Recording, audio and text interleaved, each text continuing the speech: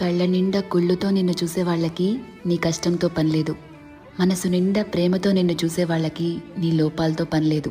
కడుపు నిండా ద్వేషంతో నిన్ను చూసే వాళ్ళకి నీ మంచితనంతో పనిలేదు. గుండె నిండా అభిమానంతో నిన్ను చూసే వాళ్ళకి నీ తప్పొప్పులతో పనిలేదు. రక్తం నిండా కోపంతో నిన్ను చూసే వాళ్ళకి నీ పశ్చాత్తాపంతో పనిలేదు. వీళ్లే కాదు, నీ చుట్టూ ఉన్న ఇంకో 100 మంది నిన్ను 100 రకాలుగా చూడొచ్చు. వాళ్ళందరూ వాళ్ళ లోపల ఉన్న ఎమోషన్తోనే నిన్ను చూస్తారు. నిన్ను నిన్నుగా చూడగలిగేది ఆ పైవాడి తర్వాత నువ్వు మాత్రమే.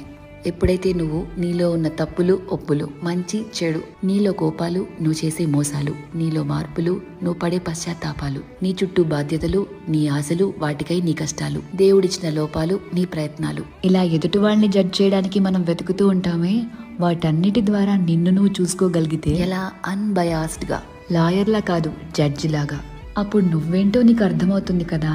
అదే సెల్ఫ్ అవేర్నెస్ అంటే. సెల్ఫ్ అవేర్నెస్ నీకు చాలా ప్రశాంతతనిస్తుంది. ర్యాండమ్గా ఎవరిని ఏమీ అనలేవు, ఎందుకంటే నీకు తెలుసు ఎవరి తుఫాన్లు వాళ్ళకుంటాయి లోపల అని. ఒకరిని జడ్జ్ చేయటం చాలా ఈజీ అబ్బా.